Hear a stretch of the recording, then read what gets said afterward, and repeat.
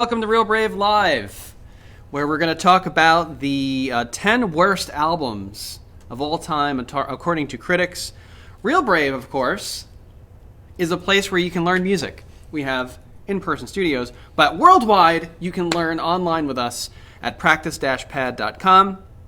Practice Pad is a online portal to learn lessons with an instructor, and it has tools to make you incredible. Take my word for it. Kevin, today we're going to talk about some albums. The worst albums ever. on Real Brave. Is that on there too? Yeah, that's from my own self-titled debut album. Is it a polka album? It is. It's like a fusion polka, jazz, jam, rock, prog rock, math rock, rap. I rap over all of it. Oh my god! And I also sing falsetto background vocals. That's wonderful and really nightmarish. It's well, it's not great. We're also going to have a short game that Kevin made up. Yeah. Well, I didn't make it up. Sure, he did. I learned it in college. Oh, okay. The first time. Okay. Well, are we critics? I mean, are we gonna agree with this whole assertion that what is a critic? I mean, are you a critic? A critic is a person who offers critique. Yeah. Is that valid today in the Yelp world? I don't know. This is the second time we're doing this. This is the second time we're doing it. I thought I was having some deja vu. No, but what we did say the first time is that if you are on Yelp and you go to a restaurant and you have bad service, it's your American duty to make sure that they never do business again. Yep. Yes. Yep. So if you've been sleeping for 2 months, didn't I say that already? Yeah, something like that. Welcome to 2021. If you're watching, please comment. This is a lot more fun with your involvement. Yes. And listen, we do this once a week, every Wednesday, so just hit that reminder button so that you can get notifications. And we have a ton of learning opportunities for you, so you can join us on the Practice Portal, Yes. which is a Facebook group. And you can also join us at practice-pad.com, sign up there to get lessons with us. Now, on to the 10 worst albums of all time, according to Business Insider, who has been our go-to for some reason. Yes. Every time it's either really good SEO or valid content. I don't know which comes first. SEO stands for... Sometimes everyone opens. That opens their webpage. Yeah, it's The rest of it is implied. Okay. All right. Well, hopefully we don't get taken down for this. Number 10, Chris Brown's Fortune, 2012. Chris Brown, yeah, Chris Brown. Yeah, the old Chris Brown. I hear he's a great guy, very, well-natured.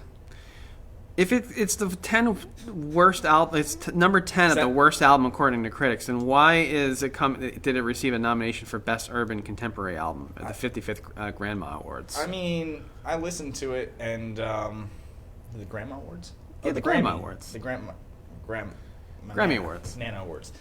I don't know. I listened to it, and I listened to a lot of these top 10 albums, and I don't want to be devil's advocate, but it seems like there's a market for these things. Chris Brown famously had a very bad relationship with Rihanna, and famously assaulted her, I believe it was. I think that's the word. This was after that.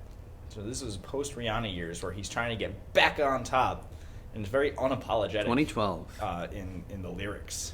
Yeah, well, it got panned in the lyrical content, and some critics, these people that are on Yelp talking about things, no, these are people that are paid, were complimentary towards production. So I guess on one hand, it sounded good. On the other hand, it just wasn't well received. Yeah, it sounded like to me just like regular old contemporary hip hop, and it's not my cup of tea, but I can see why people would like it. Your tea, I never want to drink. At number 9, Puddle of Mud. Oh yeah, comes in Life on Display 2003. Never liked this band. It always rubbed me the wrong way. They wrote that song. She hates me. Yeah, everything they've done, I've just loathed for some reason. Yeah. Life on Display largely had poor reviews. according to people that know things. And Rolling Stone gave the album a 1 out of 5 because Rolling Stone knows everything. Well, yeah, as they're named after Bob Dylan lyric. Like a Rolling Stone. Yes. Is that really why they're named after? That's where the Stones came after. Which I think it goes even further back from Bob Dylan. There's Papa was a Rolling Stone. Yeah. Is like American songbook. Plus you have Cavemen.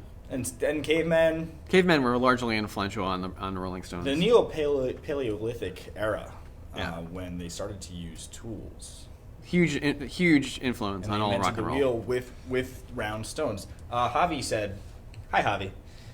I bet Chinese Democracy is somewhere on that list." Oh, Is that an album? you tune in. Yeah, that's a Guns N' Roses album. Yes, it is. It was post Guns N' Roses breakup. Tune in for that exciting announcement whether or not they made it on the top 10. Oh, really? I know you're on the edge of your seat, Javi, or the edge of your bed. Chair? Stool. Coming in at number 8 is Louis XIV, the famously King of England, recorded an album in the 1600s. It somehow got it on record. Slick Dogs and Ponies. Yeah, well, he had... Who is Louis XIV? I've never heard of this person. I don't know. They are like a house band. I think they are British. I just listened to that album and it's not good. This is like going along with my day. My day has not been great. Okay, so house music, trance music, techno music. I have been using it lately to stay focused at work, boss. But it's just all, to me, sounds very much, and house aficionados will be very upset when they hear me say, it all sounds the same. It all sounds like, and then like, That's more trance. I mean, Yeah, I don't know if that's... Is there a difference? Yeah, there is, because like house is just like get out, put your dance shoes on, go out on the dance floor, and make a fool of yourself. Okay. Trance is more like background music, like Boots and Cats Actually, is house.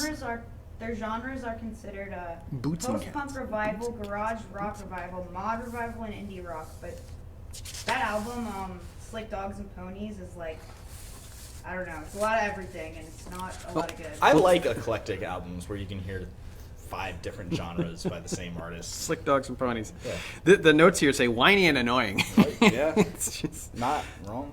quote, the sentimental dimension of Slick Dogs only further depicts Louis XIV, famously the King of England, as an embodiment of everything American audiences never got about glam rock. Louis XIV only gives you testosterone-fueled rock at its latest. I thought they were house. What's happening? Yeah. Also, there's no AC/DC albums on this list. That's kind of That's a bummer for you? it's a misnomer. Dude, they're like one of the best-selling bands of all time. I know.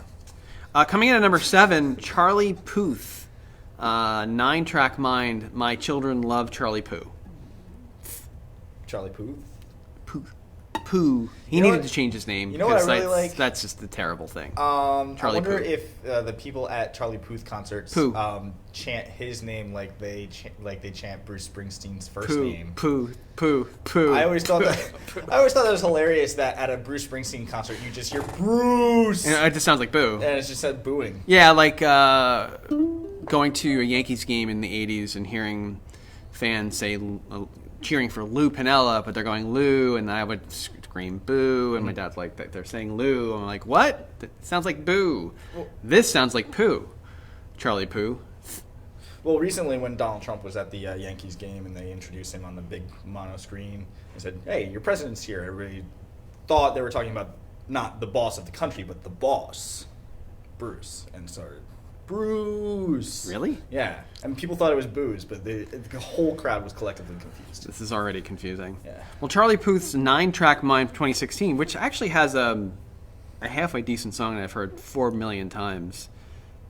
In My Bones, is that on there? Is it In My Bones? I think that's what's on I there. know the ones that are One Call Away. In my bones, in my bones, in my bones, in my bones. Quick Oh, In question. My Blood. No, that's Shawn Mendes. How Wrong many- person. Never mind. I've got my pooths all mixed up. How many tracks are in 9-Track Mind? Take That's a wild guess. Take a literally wild Is it guess. between 8 and 10? It might be. What a coincidence that would be. Charlie Puth. Upon release, 9-Track Mind was a commercial success, peaking at number 6 on the Billboard 200. However, the album received negative reviews from critics, of course, who called its production bland, criticized the writing of Puth's overall performance, who I got mixed up with Shawn Mendes. Right, same guy. It's the same person, right? Shawn Mendes, famously King of England in the 1600s. He was, yeah. I think that points to a disconnect between commercial success, what is popular, and what is good. I need to say something. There's actually 12 tracks on this album. Oh, then another misnomer. Then that's a really, really bad name. It's terrible. It's terrible. Do you have anything more to say about Charlie Puth? No, I didn't have anything to say about him in the beginning. Number 6 is Lil Wayne, Rebirth. Yeah. Lil Wayne. Oh, that's Lil He Jon. lives in Bergen County, doesn't he? No, I don't think so. Okay. And he's not little either. He's a regular-sized man. Lil Wayne should try and not make rock. Is this a rock album? Yeah, so he made a rock album, rock pop, a lot of auto-tune and weird guitar loops, and he was kind of ripping off Coldplay, I think, in a lot of tracks, is what people were saying. You could say maybe the same thing about Post Malone is kind of doing the same thing, trying to cross genres. And then you could say that Aerosmith tried to do the same thing with Run DMC. And then you could say Limp Bizkit did the same thing in the 90s. You know, it's I don't think those two genres are incompatible. I just think that there's a very specific way of making it good. Yeah. And many have tried. Apparently nothing's good here. Succeeded. Number 5, Dirty Vegas, 1. You know, I've never listened to any one of these. I don't think so far. Well, so you sent this list out 2 days ago, and I've listened to 3 of these albums. Okay. Yeah, because what you said to me this morning was really bothersome. Well, yeah, I mean... Well, we'll get to it. I want to talk about that. Fair. Can we just pass over that? Because I had nothing to say over Dirty that Vegas. one was the House album. Oh, that's the House album. Well, this is disappointing. Phil Collins, Testify, 2002. Boring, it says. Phil Collins is just a It's a staple of Yeah. Western music, Western popular music. huge. I have no verbs, no adjectives, no verbs. I have no verbs. There are no verbs. There are no verbs to describe this man. Should have sent a poet.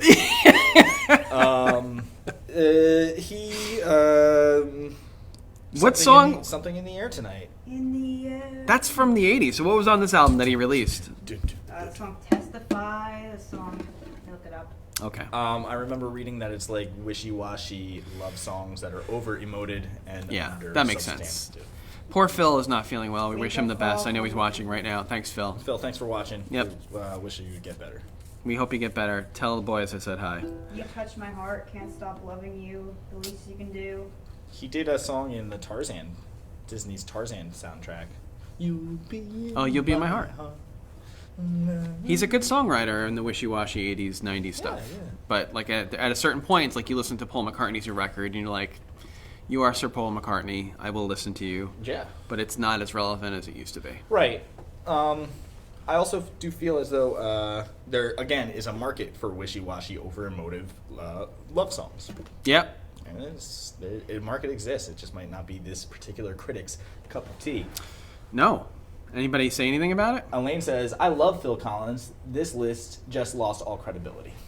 Yeah, I'm having a problem with this list. I think the last 2 times they were pretty good, but this is now someone's opinion. Why are you pulling these lists off of Business Insider? It's like I said, it's good SEO. They came up first. I'm a busy man. I've got things to do. This is your homepage when you log in. You search like best stuff of all time, and it comes up first. My always first result is from Cracked. I don't know why. Oh goodness. Yeah. So that's number 4. Number 3, Viva Brother, Famous First Words. Never heard of this. I've never heard of this. I don't know. The songs range from a parade of cliches to plain ridiculous. Okay.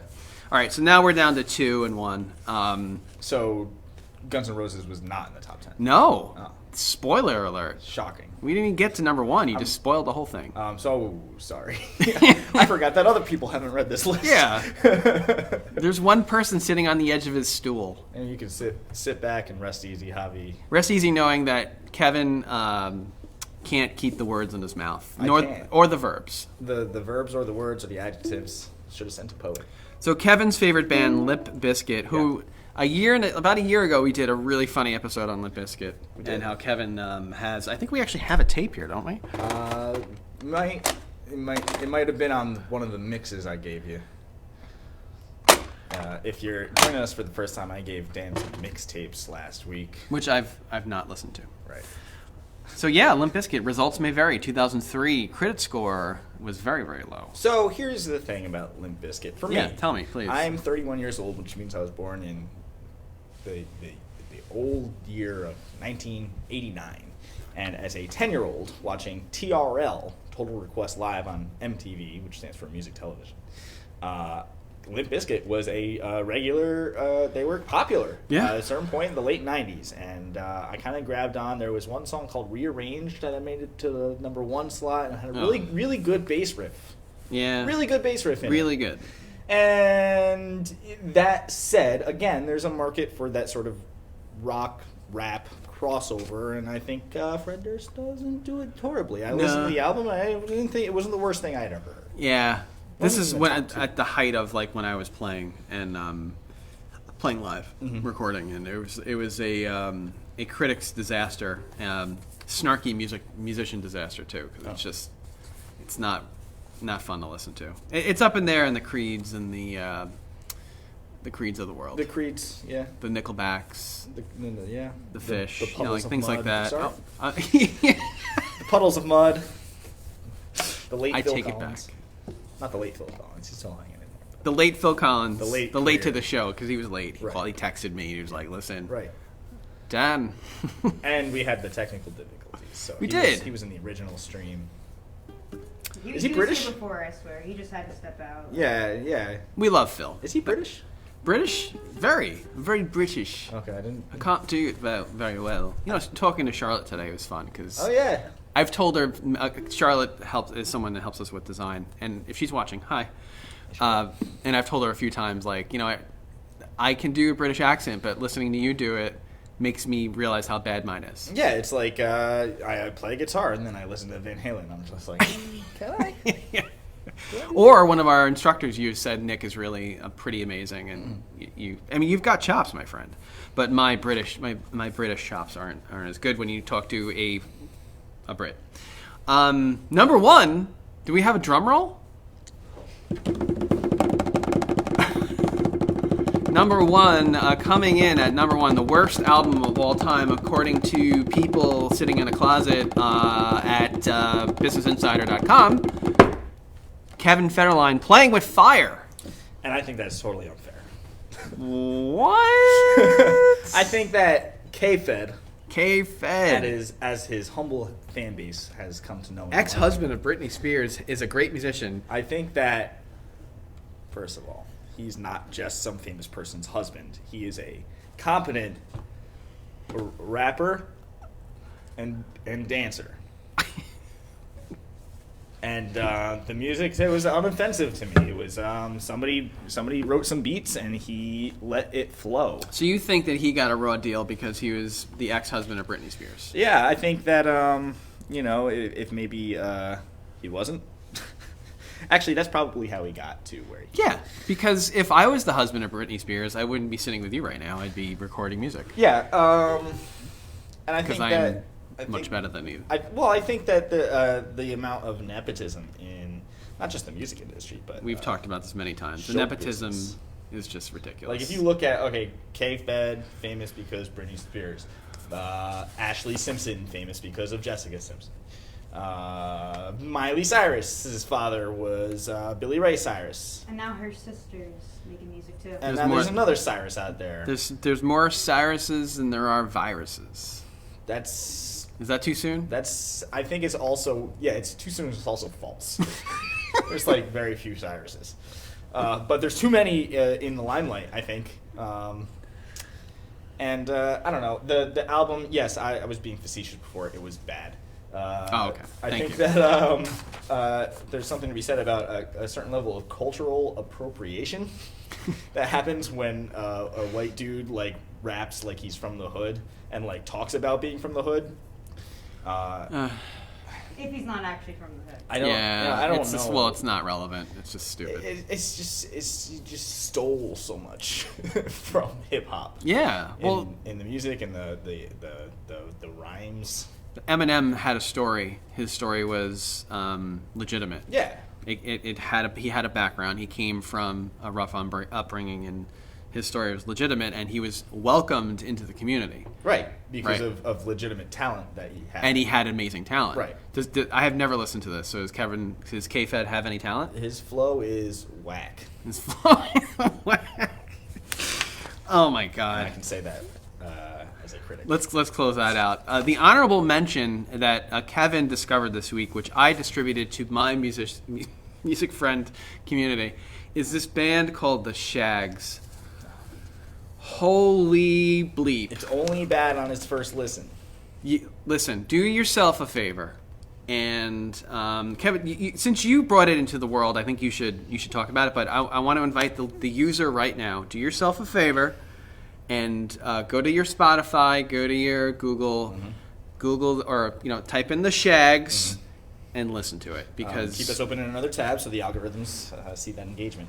But the Shags, so they put out an album in 1969 called Philosophy of the World. The story of the Shags goes like this. A man with 3 daughters went to a fortune teller or palm reader or something, and she said that your 3 daughters will be in a famous music group. And so he was like, oh, cool. And them being young at the time, he took them out of school, sold a bunch of their family's possessions, purchased 2 guitars, a drum set, 2 mics, and a mic stand, 2 mic stands, and studio time, and put these untrained musicians in a professional recording studio. having never played. Having never played the instruments, having never learned anything about music beyond what they might have learned in elementary school, and they said, go. And they put out an album, and upon first listening, it's bad. And then upon second listening, you're like, huh. There might be something here. And it's listed as one of Frank Zappa's and one of Kurt Cobain's favorite albums, primarily because their lack of musical training created like a vacuum of influence, which resulted in their music sounding so totally unique, so unlike anything that has come before or since, that it was just like originality, like raw originality. Quote, "It's the sickest, most stunningly awful, wonderful record I've heard in ages." Yeah. That's a direct quote from a critic. And when you listen to it, there's a song called, my favorite song on the record is My Pal Foot Foot. It makes you second guess who you are as a human being, Yeah.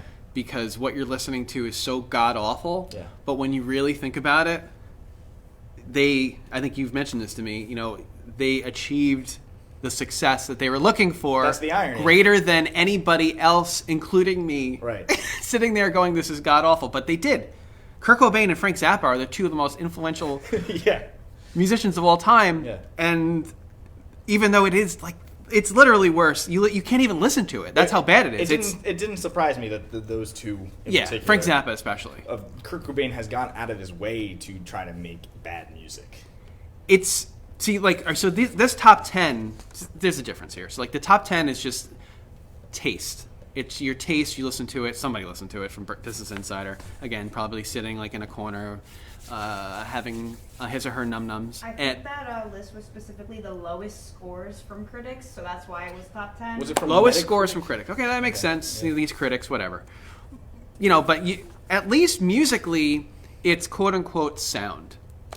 Like, you're going to have parts, and there's going to be production, Yeah. but the Shags No. sounds like someone fell down the stairs with 15 instruments. There was a story where when they were in the studio, the recording engineer would be recording them, and then all of a sudden they would all just stop and be like, oh, we made a mistake. And he'd be like, how did they know they made a mistake?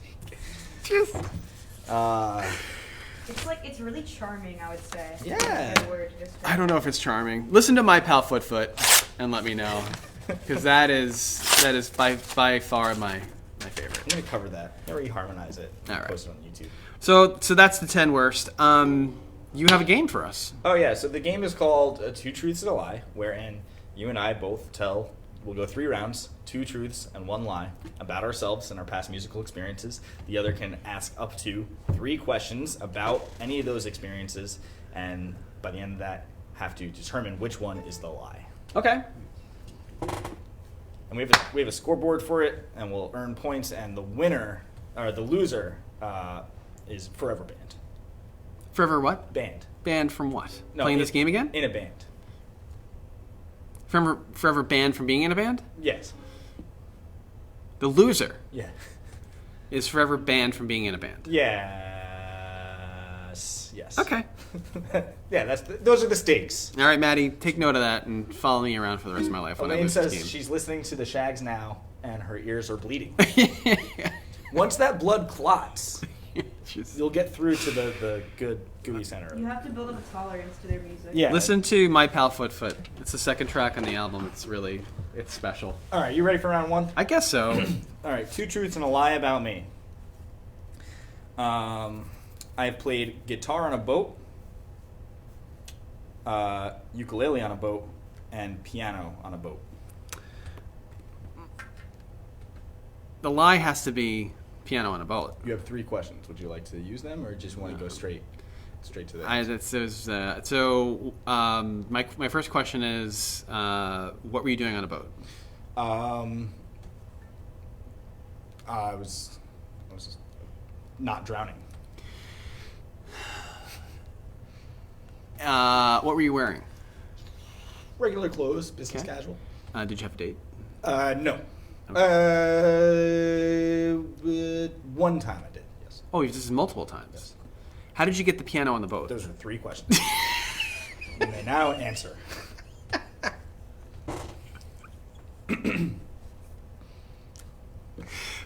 The lie has to be piano. That is incorrect. See, I knew that was. I have played piano on a boat. It was a cruise ship, a Carnival cruise ship. Oh. The lie was ukulele on a boat. The guitar that I played was on a tour boat around my sister's college in in Poughkeepsie, Marist College. It was Oh. around the Hudson River. Well, I've learned something today about you. Yes. Is it my turn? Yes. Oh, man. 2 truths and a lie. In the 80s, as a child, I was an avid football player. Okay. I had a mullet, Okay. and I wore tight shorts. Okay. Ooh, that's okay. So in the 80s, mullets were big in the 80s. So it wouldn't shock me. You can ask me questions. I thought you were more of a baseball fan. No, that's one of my questions. I'm a multiple sport fan. Okay, all right.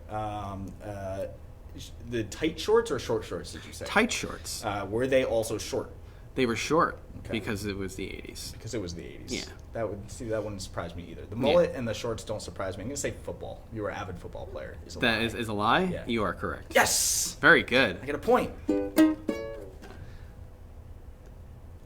All right, moving on. I never do well in these games. I meticulously plan these questions. Okay. I have seen the band Aerosmith live. I have seen the group Simon and Garfunkel live. And I've seen over 30 Fish shows.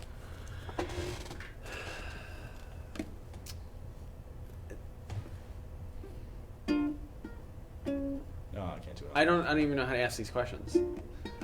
So ask one about each scenario. But I know you've seen multiple Fish shows. It's the question of how many. Yeah. So I don't even know how to approach that. And I know you've been to the Simon and Garfunkel thing. Oh, you knew that? Yeah, you told me that. Oh. And what was the other one? Aerosmith. See, Aerosmith, you don't know any of the albums or the songs. So, can you name one song? Walk This Way. Can you name 2 songs? Jaded. What? Jaded. Can you name 3 songs? Annie's Got a Gun. Annie's Got a Gun? Janie's Got a Gun? Janie's Got a Gun. So my answer is The Lie is Aerosmith. You're incorrect. God, Dougal it. I have not seen over 30 Fish shows. I have seen over 20. Yeah, that's a trick question. Because, once you get over 10, Yeah, I mean, and you're there for the popcorn right, and the soda. That's mostly it.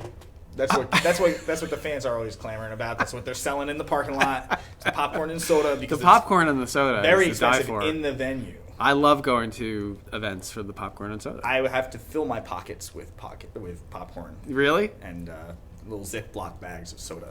They need to give you like a portable bathroom at a concert. When concerts come back in like 20 years, they need to have portable bathrooms. Like a porta potty? But really close, on you. Like So attached to you. Like a medical Like a colostomy bag. Here's your ticket back and here's your colostomy bag. Do you want me to help you put that in, sir? Oh God. But I mean, how many times have you been to a concert and you've just been like, oh, I gotta go. Yeah, but that's the purpose of them playing ballads. So then you go. Yeah. So you leave. You don't feel like you're gonna miss anything. No. Well, especially at a Fish show. Not during the ballads. No. Not during Farmhouse. I mean, by the 20th time, or it's not. Every Fish show is different. Yes, and every rendition of a song played by Fish is different. Unfortunately, Yes. yes. I've noticed that with your list. Yes. Okay. Is it my turn? Yes. We're still doing this? Yeah. So when I started Real Brave, Uh-huh. I could play the drums really well. Okay. All right. I could also play the guitar really well. Okay. I could also run a business really well. Okay. Those are the 2 truths and a lie? Yeah. Oh, okay. You say when you started Real Brave? Yes. I'm going to say that the lie is that you could run a business really well because it was your first Yep. time. You didn't even ask me any questions. No, because I know that you could play guitar and drums. All right, 2 points. 2 zip. But this last question is worth 3 points. Oh, really? Yeah. Did you just make that up? Yeah. We need to even it out. All right, so here's my 2 truths and a lie. I was, many people don't know this about me, but I showed much promise as a, what you got there? Is that a drum roll? Is that you playing drums? Is that the Shags? Yes! All right, so, you can keep that going. As a child, I showed much promise as a thespian, an actor on the stage. And I famously played the title role in Aladdin. I played the title role in Guys and Dolls. And I played the title role in Fiddler on the Roof. I didn't know you had thespian talent. Oh yeah, I can act. Thespian.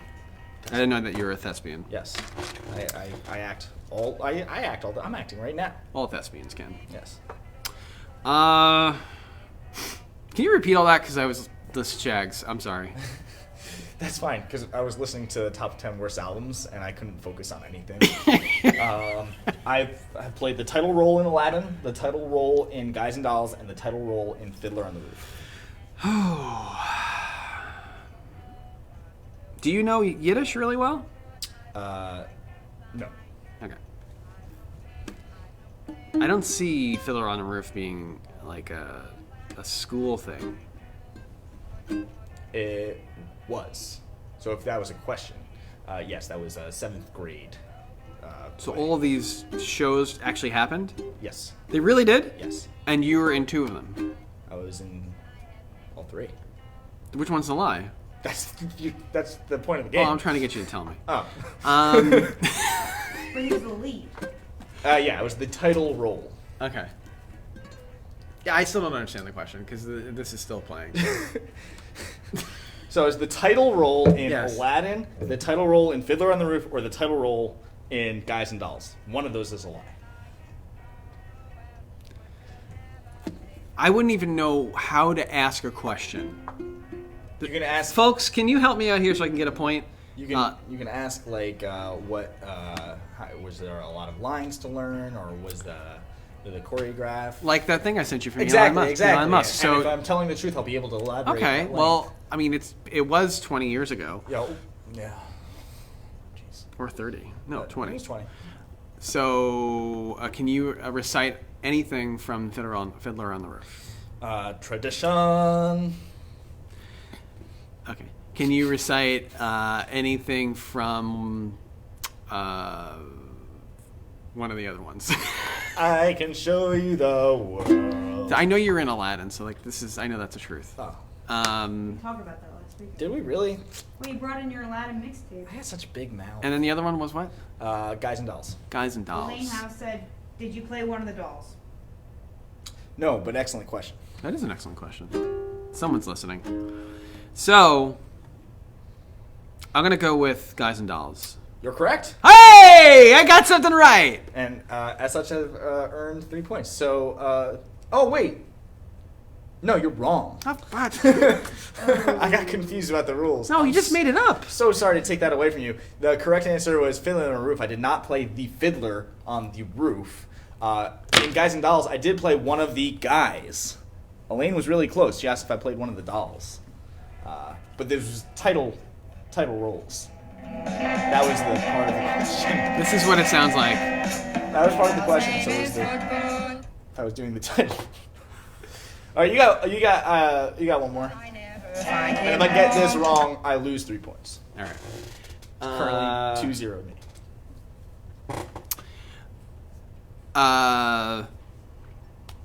I have, I don't know. This is going to be a tough one because I really didn't prepare for this. You did. Of course you did, because you're always prepared. There. Life is really difficult right now. I think the top one says notes, and then on the other side of it, Yeah. is musical notes.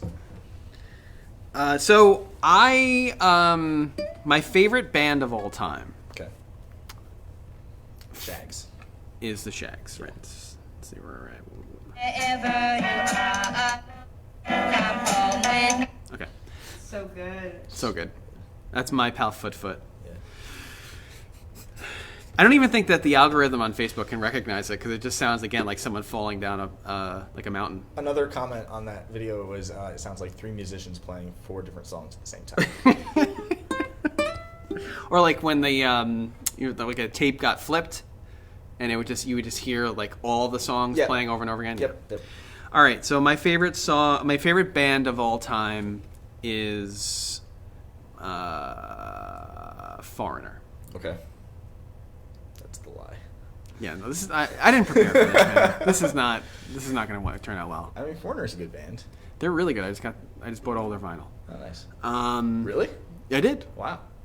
Yeah. I started with Foreigner. Uh-huh.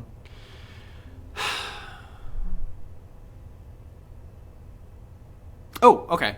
I got one. All right. My first car Uh-huh. was a 1986 Brown Mustang. Okay. My second car was a 1992 Nissan Sentra.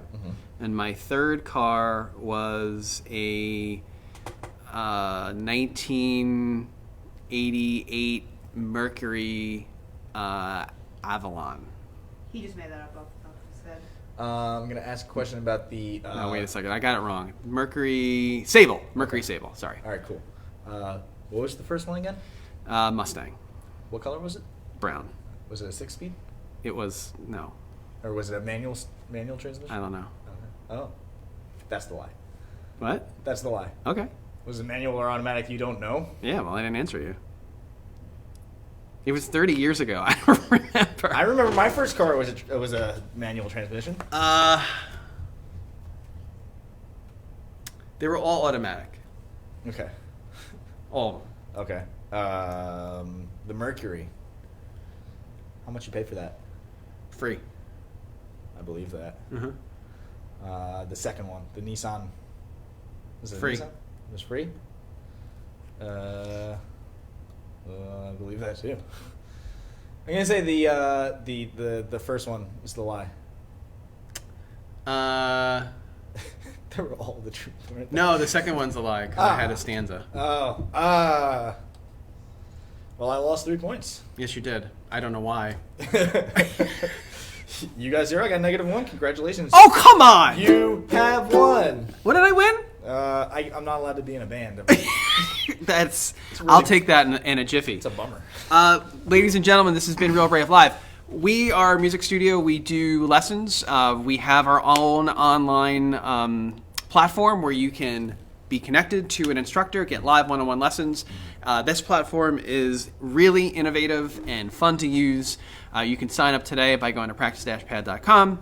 You can also come to one of our 3 in-person locations. If you're in Europe, though, sorry, you're going to have to get on a plane, but you can't because you're going to have to take a COVID test. Once you get the COVID test, you're going to have to come here and actually be let into the country, which is going to be really hard to do. Alternatively, you could take a boat, and if that boat has a piano on it, you could play it. This is true. Like I did. This is true. You can go to realbraveaudio.com to learn more about us. And this has been a lot of fun. Thank you for watching. Yes, and we'll see you next time on Real Brave.